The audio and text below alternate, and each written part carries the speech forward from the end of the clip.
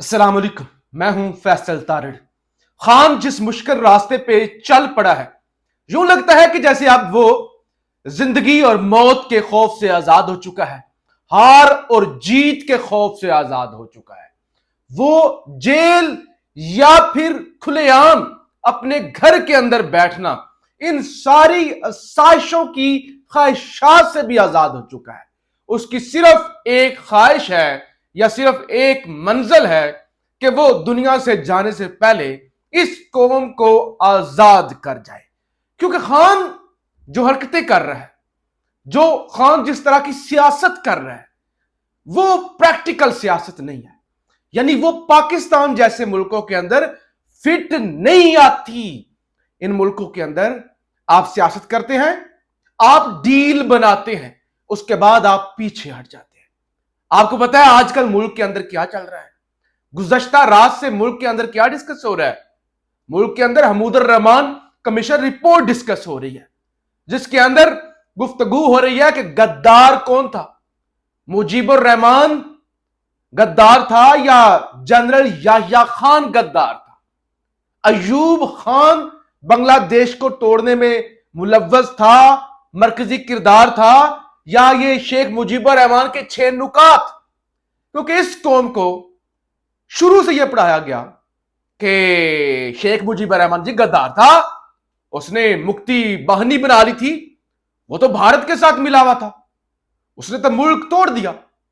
चंद लोगों को पता था कि ढाका के बंगाल के सारे पैसे इस्लामाबाद में लगते थे, और जिस तरह से अयूब खान उनको हकारत की निगाह से देखते थे और कहते थे ये गंदे बंगाली हैं, इनसे बदबू आती है, जो उनके साथ किया गया। अब हमूदुर रहमान कमीशन हो रही है पूरी पाकिस्तान में डिस्कस, जिसमें कहा गया है कि कौन कौन सा जर्नैल मुलव्वस था बांग्लादेश के अंदर खवातीन के साथ रेप करने में, बांग्लादेश को तोड़ने में। उस कमीशन के अंदर किन जर्नैलों को कहा गया था कि इनके खिलाफ मुकदमात खुली अदालत में चलाए जाएं, और बजाय उन जर्नैलों के मुकदमात खुली अदालत में चलाए जाते उनको सफीर लगा दिया गया, एजाजात दिए गए। किसने 90,000 पाकिस्तानी फौज की जो है वो पेंटे उतरवाई भारत के अंदर, किसने सरेंडर किया? यह डिस्कस हो रहा है पाकिस्तान के अंदर। यह डिस्कस हो रहा है कि शेख मुजीबुर रहमान पाकिस्तान नहीं तोड़ना चाहता था, वो जिना के साथ था, वो फातिमा जिना के साथ था, वो पाकिस्तान तोड़ने की बात नहीं करता था। सो बताया गया है कि किसने एक सिविलियन सियासतदान शेख मुजीबुर रहमान का फौजी ट्रायल किया।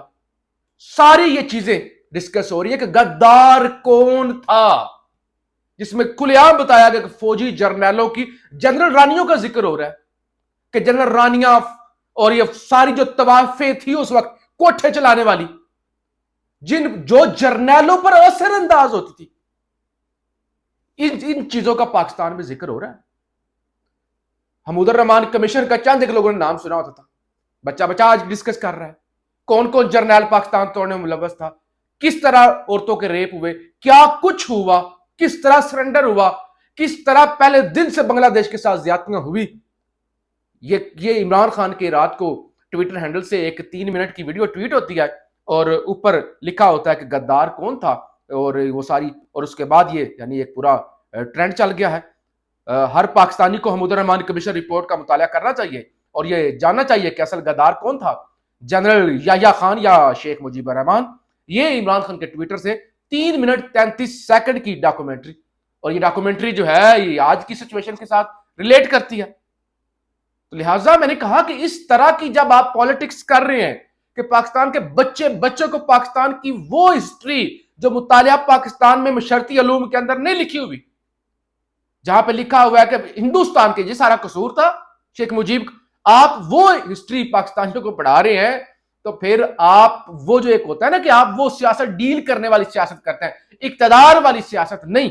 आप उस सियासत से कहीं आगे जा चुके हैं और आप पाकिस्तानी कौम को एजुकेट करना चाहते हैं और हकीकी आजादी की तरफ। और मैं समझता हूं यह सफर पाकिस्तान में किसी लीडर ने नहीं किया, यहां डील बनाने के लिए सब कुछ किया गया। अच्छा, और फिर कल जो खबर आई, देखिए जब आप खड़े होते हैं, मलिक रियाज, मुझे बताएं जितने मुझे लोग देख रहे हैं, हमने बचपन से सुना है मलिक रियाज जर्नैलों का फ्रंट मैन है, यही सुना है। मलिक रियाज खड़ा हो गया ملک ریاض نے کہا میں نے کبھی کسی سیاسی حریف کا حصہ نہیں بنا, مجھے 1 سال سے مجبور کیا جا رہا ہے جھوٹی گواہی دینے کے لیے, لیکن میں گواہی نہیں دوں گا. زلفی بخاری اس کے بعد آ گیا, اس کے بعد شہزاد اکبر آ گیا, انہوں نے گواہی دی کہ ہمیں مجبور کیا جا رہا ہے, ہماری فیملیز کو ہراساں کیا جا رہا ہے کہ لمبے عرصے سے کہ عمران خان کے خلاف گواہی دو گواہی دو. لوگ کھڑے ہو گئے. اور اب جو ہونے جا رہا ہے کچھ خبریں.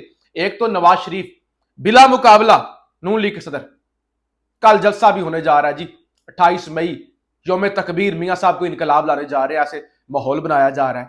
اب مجھے یہ بتائیں کیا الیکشن کمیشن میاں نواز شریف کے بلا مقابلہ منتخب ہونے پر کوئی نوٹس شوٹس, کوئی انٹرا پارٹی, کوئی نشان واپس لے گا؟ کوئی تحقیقات ہوں گی یا نہیں ہوں گی؟ لیکن شہباز شریف اور مریم نواز کی حکومتیں اور عدالتوں سے سرپرائز, ذرا میں وہ آپ سامنے رکھ لوں. پھر ایک تو آپ کو پتہ ہے کل شاہ محمود قریشی کی گرفتاری ڈالی گئی. اس کا صاف مطلب یہ ہے کہ عدالت جو ہے یہ سائفر والا کیس اڑا دے گی. اس سے صاف طور پر پتہ چل گیا کہ طاقتوروں سے معاملات مینج نہیں ہوئے, انہیں پتہ ہے سائفر والا کیس اڑ جائے گا. اس لیے شاہ محمود قریشی کی گرفتاری 8 مقدمات کے اندر ڈلوائی گئی اور لاہور بھی منتقل نہیں کیا گیا, ڈیلی رکھا گیا, اور جج صاحب نے 3 روزہ جسمانی ریمانڈ بھی دے دیا. اچھا, ایک کل کا دن تو بڑا اہم ہے. کل 28 مئی کو جناب اسلام آباد کے تینوں حلقوں میں مبینہ دھاندلی خلاف پی ٹی آئی امیدواروں کی اپیلیں, الیکشن ٹربیونل اور سارے وہ جو فارم 45 سرٹیفکیٹ وہ سامنے آنے جا رہے ہیں. تو اگلے 1 ہفتے کے اندر سائفر کا فیصلہ بھی آ جائے گا, عدت والے کیس کا بھی فیصلہ آ جائے گا, اور یہ اسلام آباد کے 3 حلقوں کا فیصلہ بھی ہو جائے گا. تو یہ نون لیگ آپ جھٹکوں کے لیے تیار ہو جائے. پی ٹی آئی کی یاسمین راشد اسپتال منتقل تھی, اب دوبارہ انہیں اڈیالہ جیل منتقل کر دیا گیا ہے. اور اسی طرح آج بڑا چیلنج دیا ہے ایک اور جرنیل کے بیٹے کو, ضیاء الحق کے بیٹے کو, جنرل اعجاز الحق کو چیلنج دیا شوکت بسرا نے. وہ کہتے ہیں میں اپنے حلقے سے اعجاز الحق سے 40,000 کی لیڈ سے جیتا ہوا تھا. اعجاز الحق اپنے والد ضیاء الحق کی قبر پر آ کر حلف دے کہ وہ فارم 47 پر نہیں جیتا. میں حلف دوں گا میں نے فارم 45 کے مطابق اعجاز الحق کو 40,000 ووٹوں سے شکست دی تھی. اگر اعجاز الحق جنرل ضیاء الحق کا بیٹا ہے تو میرا چیلنج وہ ضرور قبول کرے گا. لیکن میں آپ کو یہاں بیٹھ کے بتاتا ہوں کہ اعجاز الحق یہ چیلنج نہیں قبول کرے گا. بے شک اس کو کہا جائے کہ تم ضیاء کے بیٹے ہو یا نہیں بیٹے ہو. ویسے بھی میرے خیال سے کوئی جنرل یہ اعجاز الحق صاحب کو اتنا فخر کو نہیں محسوس کرتے ہوگے کہ وہ ضیاء کے صاحبزادے ہیں. اچھا, بہرحال یہ ساری چیزیں تو چل رہی ہیں. پھر فواز چودھری کی لاہور ہائی کورٹ کے اندر ان کو ضمانت ملی تھی 36 کیسز کے اندر, تو ان پہ کوئی تقریباً 47 کیسز ہیں. انہوں نے کہا کہ میں ایک ایک کی پیروی نہیں کر سکتا, ایک تو مجھے توسیع دی جائے میری ضمانت میں, اور پھر 47 کیسز کو جو ہے وہ یکجا کر دیا جائے, اکٹھا کر کے سنا جائے. تو اس پر بھی 2 رکنی بینچ نے لاہور ہائی کورٹ کو سماعت کی ہے اور انہوں نے فیصلہ محفوظ کر لیا ہے. سب سے اہم خبر اسلام آباد ہائی کورٹ سے سن لیں. جسٹس بابر ستار کی فیملی کا ڈیٹا لیک کرنے پر جاری توہین عدالت کیس اسلام آباد ہائی کورٹ نے 6 جون کے لیے مقرر کر دیا ہے. 23 مئی کو لارجر بینچ دستیاب نہیں تھا, جیسے محسن اختر کینی صاحب کی طبیعت ٹھیک نہیں تھی, اس لیے سماعت نہیں ہو سکی تھی. اب 6 جون کو اس کی سماعت ہوگی, اور اس میں جناب secretary defence, secretary passport and immigration, D G F I A, C T D, I B, I S I, P T A اور پیمرا سے جواب طلب کیا ہوا ہے, جو کہ 6 جون کو یہ جواب جمع کرائیں گے. پھر جناب مریم نواز کیونکہ ہاری ہوئی ہیں فارم 45 کے مطابق مہر شرافت سے لاہور سے پی پی 159 سے, تو جسٹس سلطان تنویر نے نوٹسز جاری کر دیے ہیں. تو لہٰذا اب مریم نواز کی جیت بھی متنازع پہلے ہی تھی, کسی وقت بھی ان کے ہاتھ سے یہ سیٹ جا سکتی ہے. اور پھر تخت لاہور ایسے ڈگمگانا تو پہلے دن سے ہی وہ شروع ہے, بس ٹک ٹوکوں پہ ہی چل رہا ہے, تو بہرحال وہ بھی ہل جائے گا.